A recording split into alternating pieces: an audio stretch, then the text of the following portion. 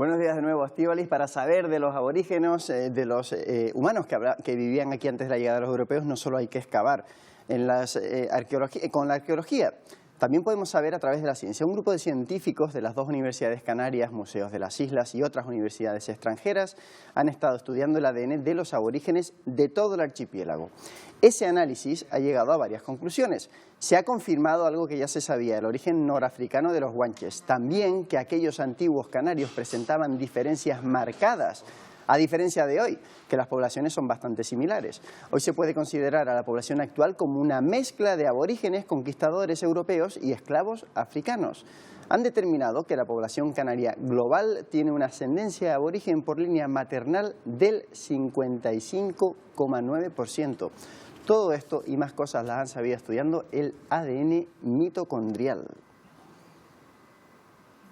Rosa Fregel ha participado en este estudio y le agradecemos mucho que esta mañana esté con nosotros. Señora Fregel, muy buenos días. Buenos días. He dicho yo ADN mitocondrial. ¿Qué diferencia el ADN mitocondrial del nuclear? Y sobre todo, ¿para qué sirve mirar uno u otro? La diferencia que hay entre el ADN nuclear y el mitocondrial primero es dónde se encuentran dentro de las células. El ADN nuclear está en el núcleo, el ADN mitocondrial en las mitocondrias. Y bueno, la diferencia es que también el ADN nuclear es muy grande, lo podemos estudiar hoy en día con las técnicas que tenemos, pero es mucho más costoso, mientras que el ADN mitocondrial es una molécula muy pequeña que es muy fácil de estudiar. Y además tenemos la suerte de que aporta un montón de información sobre el origen geográfico de los individuos. ¿Cómo podemos explicar esto? ¿Cómo podemos explicar que mirando el ADN mitocondrial podamos saber de dónde venía determinada persona en el pasado? Bueno, lo sabemos porque cuando se ha estudiado ADN mitocondrial a nivel mundial se ha visto que cada región geográfica tiene asociados ciertos linajes. Es decir, que por ejemplo en África hay unos linajes determinados, en Europa hay otros distintos y en Asia, por ejemplo, habría otros distintos. En función del linaje que observes en tu muestra arqueológica, pues tú lo podrás asignar a una región geográfica concreta. ¿Estos linajes del ADN de los antiguos canarios provienen todos del mismo sitio del norte de África, de sitios aproximados, o tampoco se puede decir exactamente dónde venían? La cuestión es que nosotros hemos comparado los linajes que hemos obtenido en nuestras muestras con el norte de África actual y es verdad que encontramos dentro del norte de África diversos orígenes. A veces se parecen a los que están en Marruecos, en Argelia, en Túnez, pero tenemos que pensar que el norte de África actual no tiene por qué ser idéntico del norte de África que dejaron los primeros pobladores de Canarias. Un montón de cosas han pasado, migraciones históricas, movimientos poblacionales. Entonces, en realidad lo que necesitamos es más datos de ADN antiguo del norte de África para poder comparar nuestras muestras y buscar un origen más preciso. Hay ciertas preguntas que en la historia de los guanches todavía nos hacemos. Me gustaría saber si la genética las ha respondido o no. Por ejemplo, la llegada de esos primeros pobladores al archipiélago. Gracias a la genética podemos decir una fecha aproximada. El problema que tenemos con los datos genéticos es que nos pueden dar una fecha, pero generalmente no es muy precisa. Los errores asociados a ese cálculo son muy grandes y nosotros generalmente nos fiamos de datos obtenidos a partir de carbono 14, que permiten una datación más precisa de las muestras.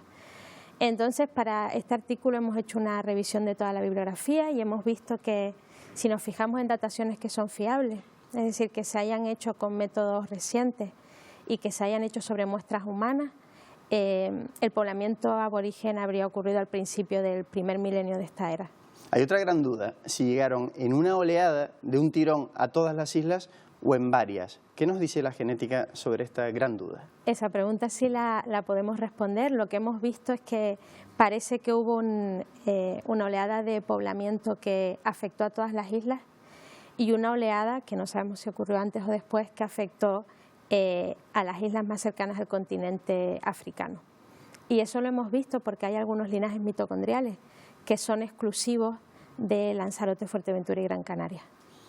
¿Podemos saber, gracias a la genética, cómo era su aspecto físico o en este caso ya estaríamos hablando de nuevo del ADN nuclear? Efectivamente, nosotros con el ADN mitocondrial podemos predecir el origen de un individuo, pero si queremos saber su aspecto físico nos tendríamos que ir al ADN nuclear. Y bueno, eso es algo en lo que hemos estado trabajando también, en cuál sería el aspecto físico de un aborigen canaria.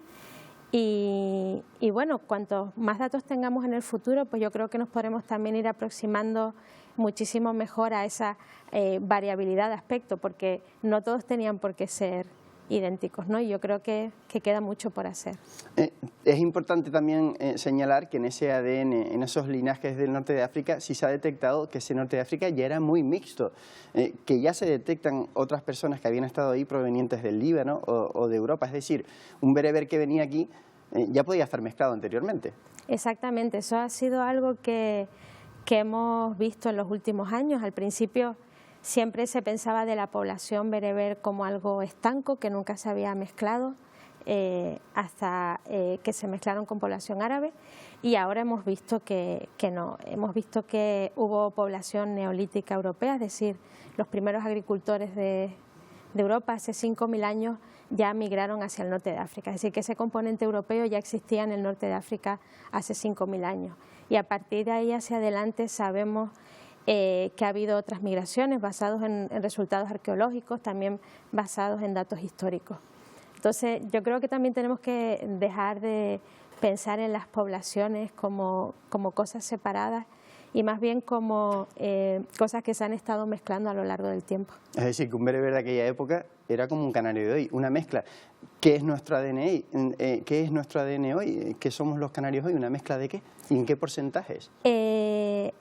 Hoy en día la población canaria se podría describir como una mezcla de un componente europeo que estaría relacionado con los conquistadores y colonizadores, un componente mayoritariamente norteafricano que tendría que ver con la población aborigen, y luego habría dos componentes minoritarios, que sería un componente africano subsahariano relacionado con el tráfico de esclavos en Canarias y un poco de linajes amerindios que estarían relacionados con el contacto de Canarias con América mediante, no sé, había barcos que iban hacia América o venían de América que paraban siempre en Canarias. Y bueno, esos serían los 4 componentes de la población canaria. Y si queremos saber cuánto de eso se corresponde a la población aborigen, si lo calculamos desde el punto del ADN mitocondrial, pues sería en torno a un 50%. ¿Dónde han conseguido esos datos, esas muestras, quiero decir, de ADN mitocondrial que han estudiado? ¿Hay que ir a las momias, hay que ir a los yacimientos? ¿Es fácil encontrarlos? Bueno, nosotros lo que hacemos es colaborar con los expertos en ese tema, que serían los arqueólogos, los antropólogos, y lo que hacemos es realizar una selección del material. A nosotros nos interesa material que tenga un buen contexto arqueológico, queremos saber pues qué tipo de cultura tenían, qué material se encontró en el yacimiento, y también es importante para nosotros que esté en buen estado de conservación. La molécula de ADN es una molécula que es muy resistente, pero sí es verdad que si el material está muy degradado es muy probable que el ADN también esté degradado. Una última pregunta, y como curiosidad, también podríamos hacer el proceso contrario y buscar esos haplogrupos, esos linajes de guanches fuera del archipiélago, fuera de Canarias. ¿Eso ha pasado? ¿Han encontrado esos linajes canarios en América o en Europa? Sí, es bastante típico encontrar linajes, por ejemplo el U6B1, que es un linaje canario que yo creo que ya todos conocemos, pues puede aparecer, por ejemplo, en Venezuela, en Cuba o en Brasil, que estaría relacionado con la migración de canarios en tiempos históricos a América. Y también algo que nos ha sorprendido un poco ha sido el encontrar a veces linajes canarios en estudios de población, por ejemplo, afroamericana en Estados Unidos, ¿no? Y nos hablaría de esos aborígenes que entraron en el mercado esclavista y fueron vendidos, por ejemplo, para el tráfico de esclavos en el Caribe. Pues señora Fregel, nos hemos quedado sin tiempo para más, pero ha sido muy interesante escucharla. Estíbaliz, yo me quedaría con ese titular. Las mezclas no empezaron ahora, en el siglo XX, ni mucho menos, ni en el siglo XXI. Ya desde hace mucho los pueblos se mezclaban entre ellos. Bueno, cuánta información nos ha dado Rosa Fregel esta mañana. Gracias a los dos. Hasta luego, Carlos.